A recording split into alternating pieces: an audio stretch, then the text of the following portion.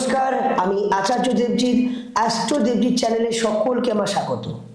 Welcome 2025 সিংহ রাশি সিংহ লগ্ন আপনার কেমন যাবে সেই বিষয় নিয়ে আলোচনা। সিংহ রাশির অধিপতি হয় সূর্য মানে রবি। সিংহ রাশির কেমন যাবে সেই বিষয় নিয়ে আলোচনা। আমরা জানি রাশি চক্রের 9টি গ্রহ 12টা রাশি এবং 27টা নক্ষত্র দ্বারায় এই বিচার হয়।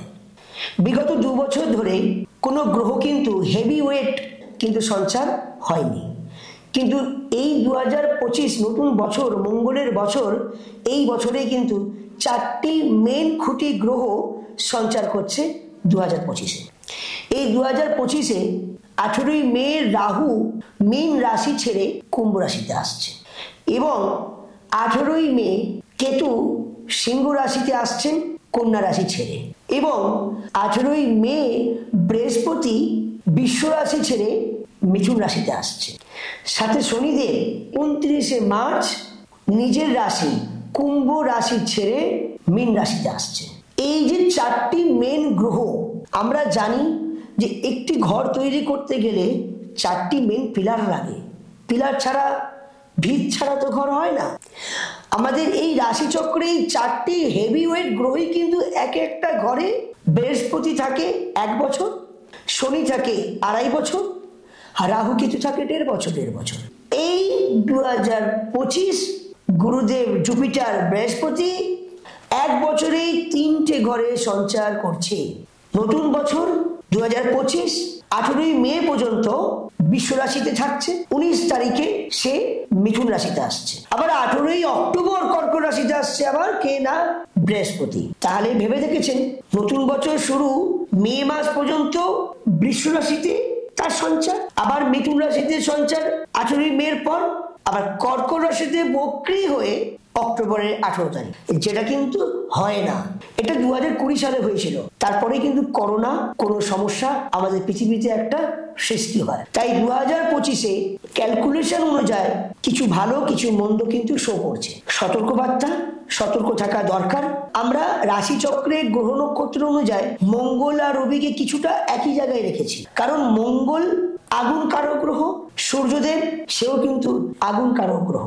এই দুটো গ্রহের মিলই কিন্তু একই, কিন্তু এই জায়গা থেকে আমাদের চিন্তা ভাবনার মধ্যে রাখতে হবে যে মঙ্গল যদি নিচস্থ অবস্থায় থাকে, রবি যদি নিচস্থ অবস্থায় থাকে, তাহলে আপনাদের সিংহ রাশি সিংহ লগ্নের একটা কিন্তু চিন্তার ব্যাপার। কিন্তু মার্চের পর সমসপ্তমী যে রবি আর শনি এক জয়েন্টে আছে, মার্চের 29-এর পর যখন তিনি অষ্টমে চলে যাবে, সিংহ রাশি সিংহ লগ্নের অনেকটা কমফর্টেবল।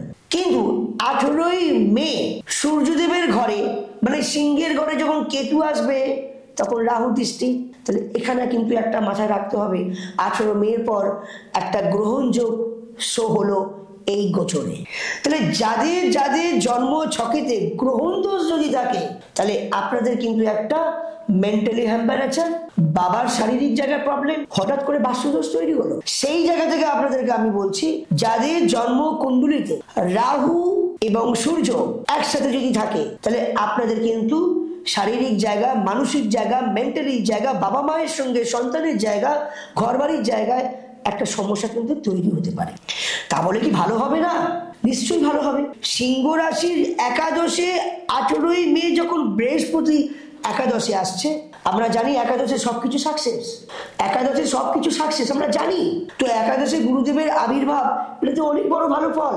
তাই ওয়েট 18ই মে পর্যন্ত। তাহলে আপনাদের চাকরি বাকরি, ব্যবসা বাণিজ্য, কাজকর্ম, পড়াশোনা সর্বদিক থেকে একটা ভালো কিছু ফলো করছে। কিন্তু মাথায় রাখতে হবে যে আপনাদের যখন এই সপ্তমে যে এখন শনি বসে আছে, 29শে মার্চ যখন আপনার অষ্টমে চলে যাবে, তখন কিন্তু অত সমস্যার কোনো কারণ নেই। কিন্তু যখনই আপনার 1 2 3 4 5 6 7 সমসপ্তমে 18ই মে যখন রাহু আসছে, প্রবেশ করছে, তখন কিন্তু যাদের ম্যারেজের জায়গায় কিন্তু একটা কিন্তু সমস্যা কিন্তু হতে পারে। তাই আমি আপনাদেরকে এটা বার্ষিক বিচার, এটা তো আমি কারোর personal date of birth time দিয়ে বিচার করছি না কি, তাই তো? আমি তো কারোর পার্সোনাল বিচারটা করছি না, এটা বার্ষিক বিচার। সারা বছর আপনার মেষ রাশি থেকে শুরু করে মীন রাশি পর্যন্ত কেমন যাবে সেই বিষয় নিয়ে আলোচনাটা। এটা তো বার্ষিক বিচার। তো সুতরাং আপনাদের যে কোনো সমস্যা থাক না কেন, আপনারা একটু যোগাযোগ করুন কোনো ভালো জ্যোতিষীর দ্বারায়। কোনো ভালো জ্যোতিষীর দ্বারায় যদি আপনি আপনাদের জন্মচারটা বিচার করিয়ে নেন, রবি যদি আপনাদের তুলা রাশিতে বসে থাকে, তো সেই জায়গায় নেগেটিভ ফল দেখাতেই পারে। অনেক ক্লায়েন্টের মুখে শুনেছি, স্যার বছর তো কেটে গেল, ভালো কিছু ফল পেলাম না। পাবেন কোথা থেকে? যদি আপনাদের রাশিচক্রে গ্রহ যদি দুর্বল অবস্থায় থাকে, তাহলে তো ফল পাবেন না।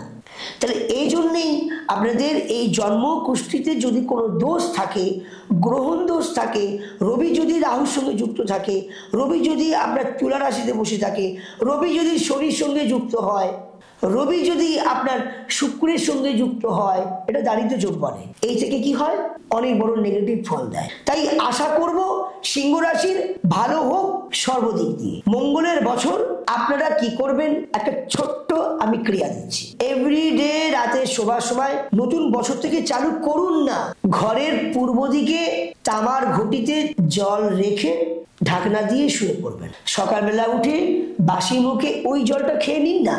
আপনি যেখানেই শুচ্ছেন না কেন, আপনার বাড়ির পূর্ব দিকে তামার ঘটিতে জল রেখে আপনি শোবেন, সকালবেলা খালি পেটে ওই জলটি খেয়ে নেবেন। এবং সাথে সাথে স্নান করার পর ওই তামার ঘটিতে একটু আতপ চাল, একটু আখের গুড়, একটা লাল জবা, একটু সিঁদুর দিয়ে আপনি এভরিডে প্রতিদিন আপনি সূর্যদেব অর্ঘ্য দিন। মন্ত্র বলুন, নমো জবাকুসুম শঙ্কাংশং কশ্যপ্য মহাদুতিং ধন্তারিং সর্ব পাপগ্নাং পনদস্মি দিবাকরম। নমো হ্রিং হ্রিং সূর্যায়, নমো হ্রিং হ্রিং সূর্যায়, নমো হ্রিং হ্রিং সূর্যায়।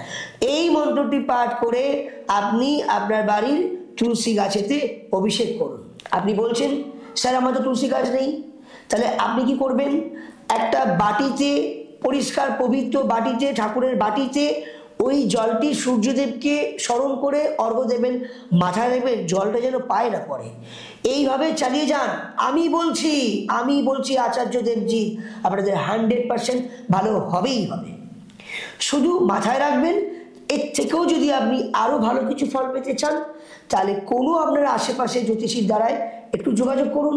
আর না হলে যদি আমার সঙ্গে যোগাযোগ করতে চান, আমি আপনাদের সর্বসময় সহযোগিতার হাত বাড়িয়ে দেবো। তাই 2025 আপনাদের ভালো যাক। জয় মা, ভালো থাকবেন, সুস্থ থাকবেন। জয় মা।